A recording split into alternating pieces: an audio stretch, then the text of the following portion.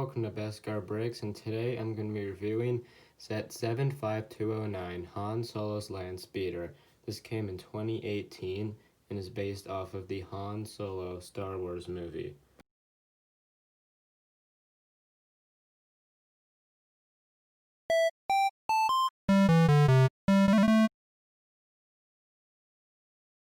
Alright, so to start off this review, we're going to look at the instruction manual first, just a real quick look at it.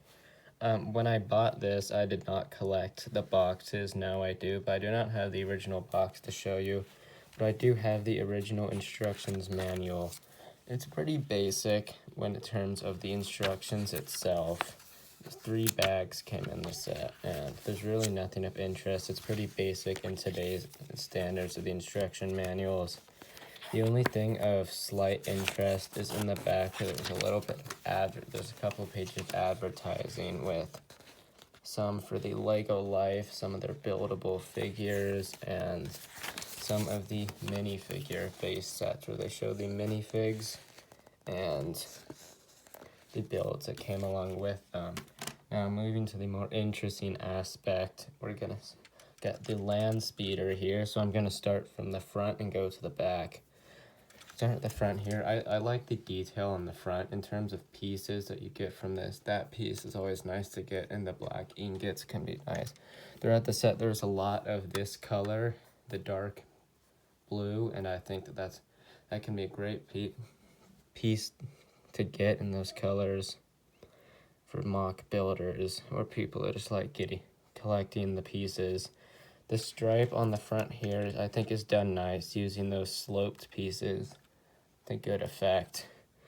There's a nice little play feature in here which I do greatly enjoy, which you can take the hood off and you have access into the engine, which can store some storage. You get a wrench for possible repairs, an extra spring-loaded shooter, bolt or laser, whatever you'd like to call it, and the engine comes out, which it blends in when this is on, which I think it's done very well. I think this is great for kids.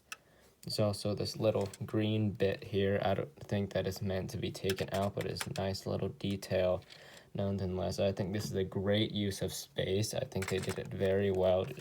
That fits in there very well. I think these stripes on the side look nice. I like how they use the grill patterns. They grow pieces to show some wear, and they use good greebling here on the sides and more grill down the side. Turn it around, there's quite a bit more greebling. I think a lot of good use in pieces with the bar pieces, the telescopes, sorts of slopes, grills, and studs, and it kind of continues on to here, which I like. Now looking at the cockpit, I think the cockpit is done nicely. This windshield works to good effect, and there are 2 seats so it can hold both of the minifigs, which is great. And I think it is also movie accurate that it does this. There's 2 consoles, which I think work very well for it. And of course, there is the place where Han Solo or Kira, depending on who you'd want to sit there. But in the movie, I believe Han Solo does. So, and then there is his control right there. I like the tan seats, and I like the tan on the inside. Makes it look nice. This structure up here I think is done very well as well. There's lots of little clear bits. Could also be some nice pieces to get if you're interested in the parts in this set. It's done very nicely. A lot of nice pieces in this color. Now, looking at the back, there's some nice little details scattered around. Some wheels to supposedly show some engines. Also an action feature back here, which you might see, but I'll get to that in just a minute when we look at it from underneath. There's also a little compartment in the back which stores valuable in the movie. They used a crate piece to good use there. I think that's a great little feature. Very nice use of space. A lot of great little detail here. Now turning it over, there are wheels, so it does look like it is floating when it's on the ground. The camera's not exactly on the ground, but it works very well. It goes around very nicely, even on a cloth surface like I have. There are some spring-loaded shooters here.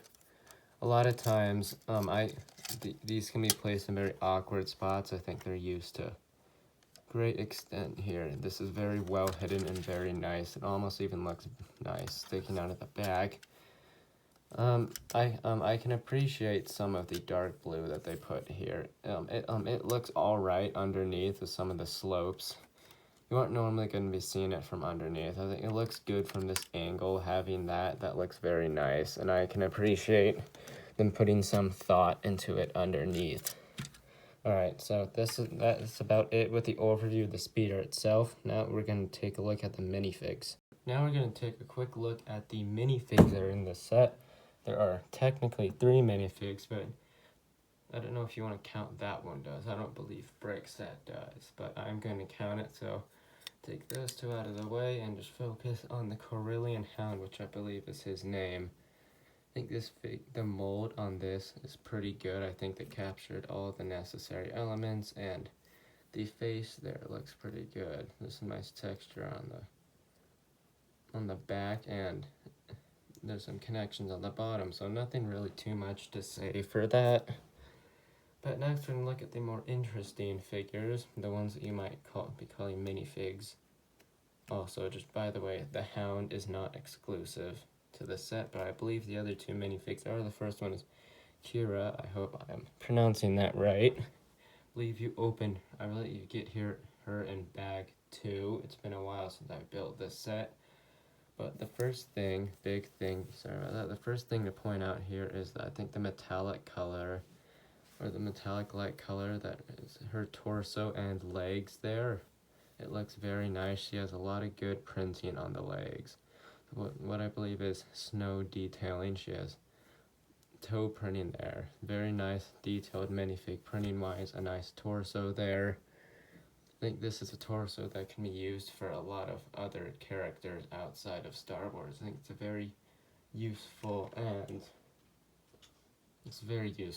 piece, I believe. And she is equipped with a standard blaster pistol, and there's her back printing basic. I think it's good that they have it there. She has this exclusive hair piece.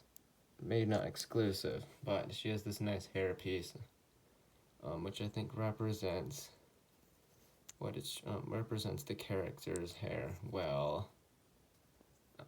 Now, next is Kira.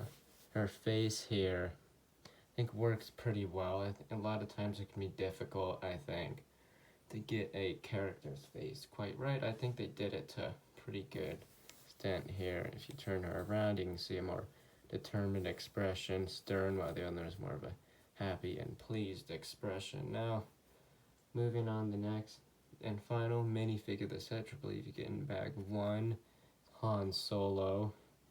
In this outfit here, I think he has some of the, I believe what is snow on his legs and feet, some nice toe printing there. Of course, he is equipped with his classic standard blaster pistol. I don't think you've gotten the pistol yet.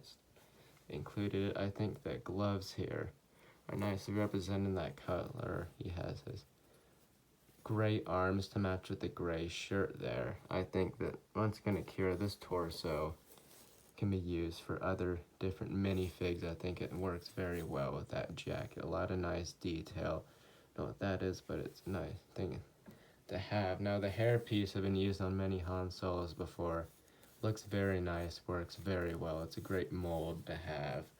Last thing to show on Han Solo, of course, is expressions. I don't believe that the head here is unique, but he has an angry, more determined expression and a more calm and happy one.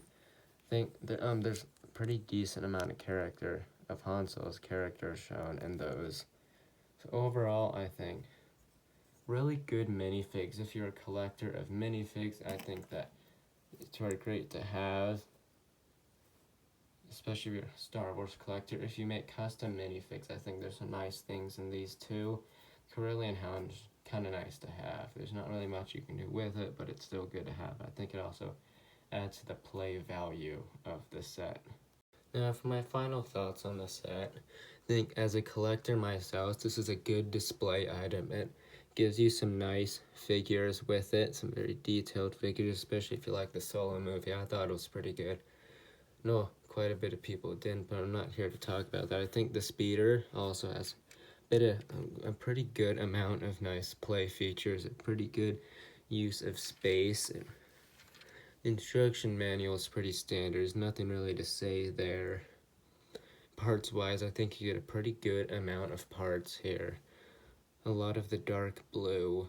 I think that's a good color to have for a lot of people.